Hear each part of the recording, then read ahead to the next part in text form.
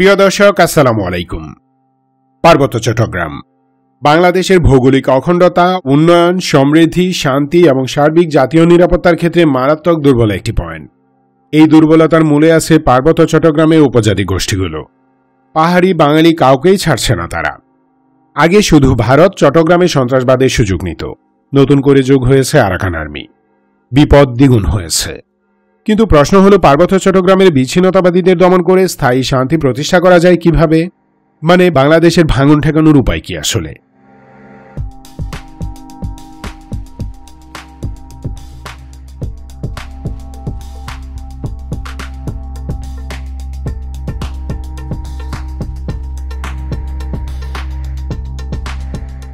পার্বত্য চট্টগ্রামের problem solve করতে হলে সংক্ষিপ্ত ইতিহাস আমাদের জানতে হবে। 953 সালে আরাকানের রাজা এই অঞ্চল জয় করেন। 1240 সালের দিকে এই এলাকা ত্রিপুরার দখলে যায়। 1575 সালে আরাকানের রাজা পুনরায় এই অঞ্চল জয় করেন। 1666-তে মুঘল সাম্রাজ্যের দখলে যাবার পর 1760 সাল পর্যন্ত এলাকাটি বাংলা সুবার অধীনস্থ ছিল। তারপর 1760 থেকে 1947 পর্যন্ত এটি ছিল ব্রিটিশ ভারতের অংশ। ব্রিটিশরা এর নাম দেয় চিটাগাং হিল ট্র্যাক্টস বা পার্বত্য চট্টগ্রাম।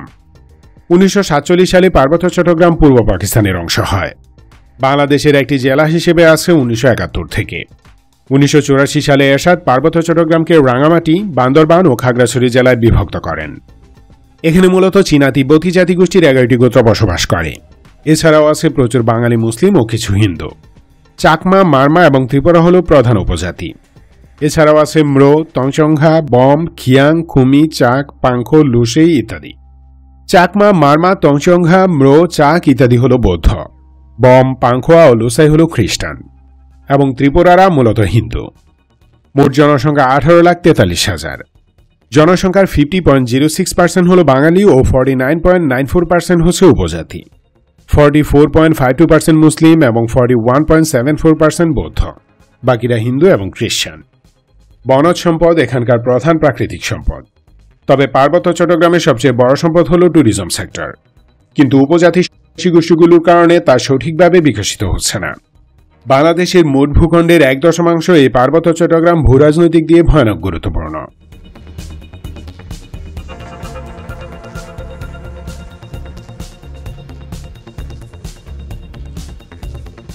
স্বাধীনতার পরপরই শান্তিবাহিনীর মাধ্যমে পার্বত্য চট্টগ্রামে বিচ্ছিন্নতাবাদ, গুম, খুন, ধর্ষণ, চাঁদাবাজি সহ সকল ধরনের অপরাধ শুরু করে উপজাতিরা।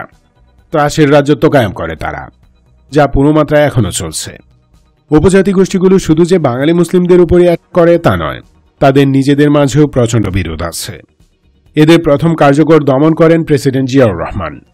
উনার শাহাদাতের পর এরশাদের আমলে শান্তিবাহিনী পূর্ণ শক্তিতে আবারও মাথাচাড়া দেয়, গণহত্যা চালায় বাঙালি মুসলিমদের বিরুদ্ধে। জিয়ার আমল থেকেই পার্বত্য অঞ্চলে সত্যিকার উন্নয়নের কাজ শুরু হয়। রাস্তাঘাট, school, college, community health centre সহ পর্যটন খাতে বিপুল বিনিয়োগ করে সরকার। কিন্তু সেসব বিনিয়োগ বিফলে যায় সন্ত্রাসী গোষ্ঠীগুলোর কারণে। যাই হোক, পার্বত্যাঞ্চলে একের পর এক গোত্রভিত্তিক সন্ত্রাসী দল গড়ে উঠেছে, আর তাদের এই দুঃসাহসের মূল খুঁটি দেশি বিদেশি বিভিন্ন এনজিও। পার্বত্যাঞ্চলে সব মিলিয়ে প্রায় 200 এনজিও অ্যাক্টিভ আছে। এর মাঝে 130 থেকে 140টি এনজিও প্রকাশ্যে সন্ত্রাসীদের সাপোর্ট দিচ্ছে। এসব এনজিও উপজাতি সন্ত্রাসী গোষ্ঠী এবং বাংলাদেশ বিরোধী অপশক্তির মাঝে যোগাযোগের অন্যতম মাধ্যম হিসেবে কাজ করে। এরা উপজাতি সন্ত্রাসী গোষ্ঠীগুলোকে অর্থ ও মোরাল সাপোর্ট প্রদান করে। উপজাতি সন্ত্রাসী গোষ্ঠীগুলো বেড়ে উঠছে এদের সাহায্যেই। বিদেশি কূটনৈতিক সাপোর্টে এরা বাংলাদেশের সরকারি পলিসিতে হস্তক্ষেপের মাধ্যমে উপজাতি সন্ত্রাসীদের সুরক্ষা প্রদান করে। প্রশাসন যেন এদের দমন করতে না পারে সেটা নিশ্চিত করে।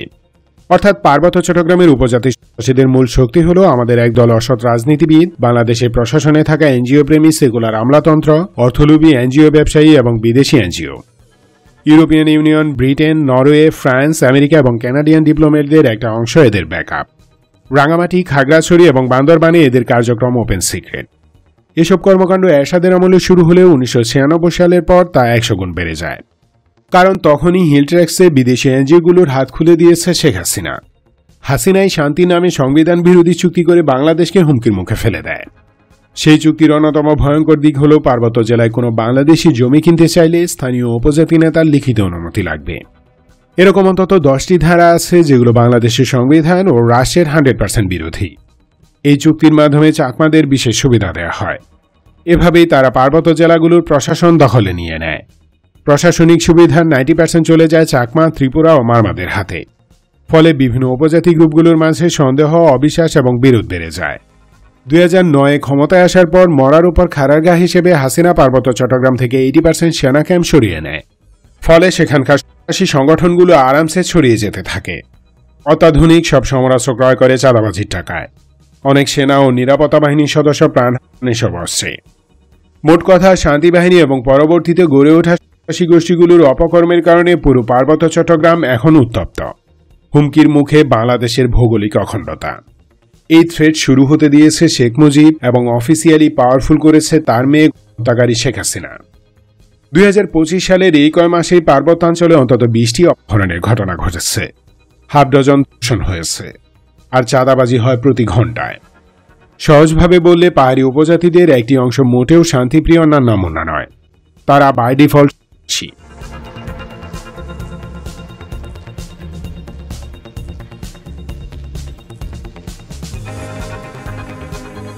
পার্বত্য চট্টগ্রামে প্রধানত 6টি সশস্ত্র সন্ত্রাসী গোষ্ঠী অ্যাক্টিভ আছে। এগুলো হচ্ছে শান্তি বাহিনী, UPDF, UPDF-D, GSS-MN Larma, MNP এবং কুকি-চিন ন্যাশনাল ফ্রন্ট। ইউপিডিএফ ও শান্তি বাহিনী সকল ফ্যাকশনের একটা অংশ শান্তি চুক্তির মাধ্যমে পার্বত্য চট্টগ্রামের প্রশাসনিক সিস্টেমে ঢুকে গেছে। 80% সেনা ক্যাম্প সরিয়ে নেয়, নিরাপদে চাঁদাবাজি, অপহরণ এবং অবৈধ বাণিজ্যের বিশাল সাম্রাজ্য গড়ে তুলেছে তারা। সেই টাকায় অস্ত্র কিনেছে প্রতিবেশী ডান্ডি এবং বার্মা থেকে। সীমান্ত এলাকায় নজরদারি কম থাকায় অবাধে এসব দেশে যাতায়াত করে তারা। প্রতিবেশী বার্মার বিদ্রোহী গোষ্ঠীগুলোর কাছ থেকে প্রশিক্ষণ এবং অস্ত্র কালেক্ট করে। তেমনি সিকিউরিটি ফোর্সের অপারেশন হলে শীর্ষ নেতারা ডান্ডিয়া অথবা বার্মায় গিয়ে আত্মগোপন করে। যেমন অপারেশনের মুখে কেএনএফ-এর লিডার নাথান বম পালিয়ে ভারত কিংবা মায়ানমারে চলে গেছে। গত 15 বছরে পাহাড়ি গোষ্ঠীগুলোকে আশ্রয় প্রশ্রয় দিয়ে বড় করেছে আওয়ামী লীগ। লীগের স্থানীয় নেতারা এই গোষ্ঠীগুলোর সাথে আতাত করে সকল বিজনেস দখল করেছিল। আর এনজিওগুলো সমাজসেবার আড়ালে পাহাড়িদের বিচ্ছিন্নতাবাদী উস্কে দিচ্ছে। ব্রিটিশ, আমেরিকান এবং ইউরোপিয়ান এনজিওগুলো অর্থ এবং বুদ্ধিবৃত্তিক সাহায্য দিয়ে এদের গড়ে তুলছে। তারাই গোপনে উপজাতি গোষ্ঠী আর বিদেশি অপশক্তির মাঝে সংযোগ ঘটিয়েছে। সেই সাথে সুশীল সমাজ নামে একটা দেশবিরোধী অপশক্তি গড়ে উঠেছে, যারা এসব দেশবাসীদের হয়ে মায়াকান্না করে। বাংলাদেশিদের মাঝে এদের জন্য সহমর্মিতা সৃষ্টির অপচেষ্টা চালায়। তারা প্রশাসন, রাজনীতি, গণমাধ্যম, ব্যবসায়ী সমাজ সহ দেশের ক্রিটিক্যাল সেক্টরগুলোতে প্রভাব বিস্তার করেছে। আর তার মাধ্যমে উপজাতি গোষ্ঠীগুলোকে সেভ করার প্রাণান্তকর চেষ্টা করে যাচ্ছে। দেশীয় দালাল মিডিয়া অপপ্রচার চালিয়ে পাহাড়ি গোষ্ঠীগুলোকে নিরপরাধ হিসেবে তুলে ধরছে। এদের অপকর্মগুলো প্রচার হতে দিচ্ছে না, মানে দেশের মানুষকে এদের আসল চেহারা দেখতে দিচ্ছে না। এমনকি এসব সন্ত্রাসীদের হাতে তাদেরই জাত ভাইরা নির্যাতিত হয়, সেটাও লুকিয়ে যাচ্ছে। সর্বোচ্চ এফোর্ট দিচ্ছে যেন প্রেসিডেন্ট জিয়ার মতো করে হিল ট্র্যাক্সে কেউ অপারেশন না চালায়, যেন উপজাতি সন্ত্রাসী গোষ্ঠীগুলো ধ্বংস না হয়।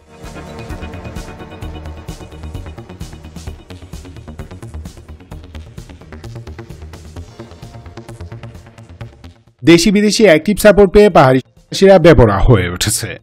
আর নিরাপত্তা বাহিনীর কমতি থাকায় ওদের দৌড়া তো দিন দিন কেবল বাড়ছেই। একসময় যা বিস্ফোরিত হবে এবং আমরা তা নিয়ন্ত্রণ করতে পারব না। আর একটি বিশেষ গোষ্ঠী সুপরিকল্পিত উপায়ে তা করছে।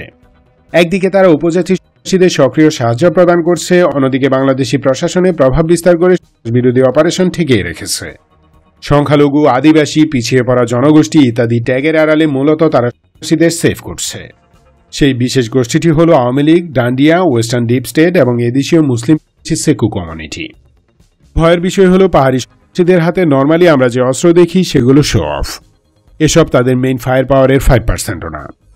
6টি গোষ্ঠীর হাতে অত্যাধুনিক রাইফেল, পিস্তল, গ্রেনেড, বোমা ইত্যাদি তো আছেই, এমনকি ভয়ানক গ্রেনেড লঞ্চারও রয়েছে, যা তারা দেখায় না, কিন্তু সময় হলে ঠিকই বের করবে। আরাকান আর্মি এবং চীনল্যান্ডের বিদ্রোহীদের বদৌলতে এই সন্ত্রাসীরা আরও ভয়ঙ্কর অস্ত্র কালেক্ট করে থাকতে পারে। সেনা ক্যাম্পগুলো সরিয়ে নেয়, সার্ভেলেন্স অ্যান্ড অবজারভেশন কমে গেছে, ফাঁকি দিয়ে সেটা শক্তিশালী হয়ে উঠেছে। এভাবে অপশক্তির সাপোর্টে আস্তে আস্তে পার্বত্য চট্টগ্রামে একটি টাইম বোমায় পরিণত হয়েছে। এখনই যদি বিশেষ অভিযান না চালানো হয় তবে পার্বত্য চট্টগ্রাম ভেঙে যেতে পারে।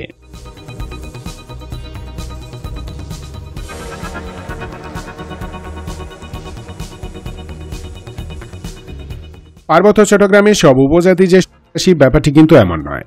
30 থেকে 35% উপজাতি বিদেশি অপশক্তির ইশারায় সন্ত্রাসবাদে জড়িত, কিন্তু বাকিরা খেটে খাওয়া মানুষ। এখানে শান্তি শৃঙ্খলা ফিরিয়ে এনে বাঙালি এবং উপজাতিদের শান্তিপূর্ণ সহাবস্থান নিশ্চিত করার বিকল্প নেই। এজন্য প্রথম যে কাজটি করতে হবে তা হল 6টি সন্ত্রাসী গোষ্ঠীকে নিষিদ্ধ করে আইনগত রাস্তা ক্লিয়ার করা। তারপর একটি স্পেশাল সিকিউরিটি অপারেশন লঞ্চ করতে হবে। সেই অপারেশনের টার্গেট হবে সন্ত্রাসীদের হয় অ্যারেস্ট নয়তো নিষ্ক্রিয় করা। এই অপারেশন এমনভাবে চালাতে হবে যেন কোনো সাধারণ নিরপরাধ উপজাতি ক্ষতিগ্রস্ত না হয়। প্রয়োজনে কিছু এলাকা থেকে উপজাতিদের নিরাপদ স্থানে সরিয়ে এনে তারপর সেখানে অপারেশন করতে হবে। মিশন চলাকালীন সীমান্তে নিশ্চিদ্র নজরদারি রাখতে হবে যেন বর্ডার পার হয়ে কোনো সন্ত্রাসী পালাতে বা ঢুকতে না পারে, এবং ডান্ডিয়া ও বার্মা থেকে কোনো অস্ত্রের সাপ্লাই বাংলাদেশে না ঢোকে। স্থানীয় এবং আন্তর্জাতিক পর্যায়ে কূটনৈতিক মিশন চালাতে হবে জোরে সোরে, যেন নাকস্তারা অপপ্রচার চালিয়ে সুবিধা না করতে পারে। আমেরিকা, ইউরোপিয়ান ইউনিয়ন সহ আন্তর্জাতিক মহলকে কনফিডেন্সে নিতে হবে কৌশলে। দেশের ভিতর থাকা নিমকহারাম দালালদের হুঁশিয়ার করে দিতে হবে তারা যেন অপপ্রচার না চালায়। আর যদি তেমন কিছু করে তবে নাগরিক প্ল্যাটফর্ম থেকে আইনি অ্যাকশন নিয়ে তাদের স্তব্ধ করে দিতে হবে। কোনো ছাড় দেয়া যাবে না, কারণ এরাই উপজাতি নির্যাতনের সাজানো গপ্প ফেদে ভুয়া সমবেদনা তৈরি করে, সন্ত্রাসীদের আসল চেহারা লুকিয়ে ফেলে। এদের মিথ্যা অপপ্রচার দমন করে ন্যারেটিভ কন্ট্রোল করতে হবে। এভাবে নিখুঁত প্ল্যানের মাধ্যমে উপজাতি সন্ত্রাসী গোষ্ঠীগুলোকে নিষ্ক্রিয় করা যায়। সম্পূর্ণ দমন করতে না পারলেও এতে তাদের শক্তি এবং মনোবল দুটোই প্রায় ধ্বংস হয়ে যাবে। তারপর সবচেয়ে সন্ত্রাসী কবলিত অঞ্চলগুলোতে শক্তিশালী সামরিক ঘাঁটি এবং সীমান্ত এলাকায় কড়া নজরদারি প্রতিষ্ঠার মাধ্যমে ভবিষ্যতে পুনরায় এদের বেড়ে ওঠার রাস্তা বন্ধ করতে হবে। এমন অপারেশনে পুলিশকে সরাসরি অংশগ্রহণ করানো যাবে না। মেইন অপারেশন টাইম হতে পারে 3 থেকে 4 মাস। থেকে যাওয়া সন্ত্রাসীদের দমন করতে হবে ইন্টেল বেসড অপারেশনের মাধ্যমে। এদের সম্পূর্ণ নির্মূল করতে হয়তো 2-3 বছর লেগে যাবে, কিন্তু এটা খুবই সম্ভব। এজন্য প্রয়োজনে তুর্কি এবং আজারবাইজানি সাপোর্ট নিতে পারি আমরা, কারণ উভয় দেশই সাম্প্রতিক সময়ে পার্বত্যাঞ্চলে বিদ্রোহী দমনে মারাত্মক সফল হয়েছে। যুদ্ধকৌশল এবং অস্ত্রের নিখুঁত প্রয়োগের বিষয়ে তাদের প্র্যাকটিক্যাল এক্সপেরিয়েন্স আছে, আমরা তা কাজে লাগাতে পারি। কামিকাজি ও কমব্যাট ড্রোন, লাইট আর্টিলারি কামান, আনম্যান গ্রাউন্ড ভেহিক্যাল ইত্যাদি অস্ত্রও আমরা তুরস্ক থেকে পেতে পারি। সো পাহাড়ে সন্ত্রাসী দমন করা খুবই সম্ভব। এখন প্রয়োজন সেনাবাহিনী এবং সরকারের সদিচ্ছা। পাশাপাশি বিএনপি, জামাত, এনসিপি সহ বাকি লিগ্যাল পলিটিক্যাল পার্টিগুলোকে এক টেবিলে বসিয়ে এ ব্যাপারে ঐকমত্য নিতে হবে। এমন অপারেশনের রাজনৈতিক সমর্থন অত্যন্ত দরকার, আর এই কাজটি করবেন সেনাপ্রধান। যাই হোক, পাহাড়ে স্পেশাল অপারেশনের ফার্স্ট স্টেজ ফিনিশ করে আসল কাজে মনোযোগ দিতে হবে সরকারকে। বিদেশি এনজিওগুলোর কার্যক্রম সীমিত করে অপশক্তির হস্তক্ষেপ বন্ধ করতে হবে। পশ্চিমা অনেক দেশ সরাসরি এসবে যুক্ত, তাদের কৌশলে এখান থেকে বের করতে হবে। পাশাপাশি পার্বত্যাঞ্চলে যথেষ্ট সংখ্যক কারিগরি শিক্ষা প্রতিষ্ঠান স্থাপন, ব্যাপক হারে স্বাস্থ্যসেবা প্রদানের ব্যবস্থা করা এবং সার্বক্ষণিক নিরাপত্তার আয়োজন করতে হবে। বাঙালি অথবা পাহাড়ি কেউ যেন ইনসিকিউর ফিল না করেন। সবাই যেন সমান নাগরিক সুবিধা পায় সেটি নিশ্চিত করতে হবে। শিক্ষা, স্বাস্থ্য এবং কর্ম এই 3টি জিনিসের মাধ্যমে একটি মানব সমাজ পরিবর্তিত হয়। পাহাড়িদের এই জিনিসগুলো বোঝাতে হবে। শর্ট, মিডিয়াম এবং লং টার্ম প্ল্যানের মাধ্যমে পাহাড়িদের মাঝে অকৃত্রিম দেশপ্রেম সৃষ্টি করতে হবে, যেন কোনো অপশক্তি তাদের ব্রেইন ওয়াশ করতে না পারে। তবেই কেবল সেখানে শান্তি প্রতিষ্ঠা সম্ভব। আপনি শুধু মেরে কেটে কাউকে দমন করতে পারবেন না। ক্রিমিনালসদের শাস্তি দিয়ে ইনোসেন্টদের বেড়ে ওঠার সুযোগ দিতে হবে, আর এভাবেই পার্বত্য চট্টগ্রামে শান্তি প্রতিষ্ঠিত হতে পারে। Thanks for watching this video. সতর্ক ও সুস্থ থাকুন, দেশবিরোধী অপপ্রচার সম্পর্কে সজাগ থাকুন, দেশকে ভালোবাসুন। বাংলাদেশ চিরজীবী হোক।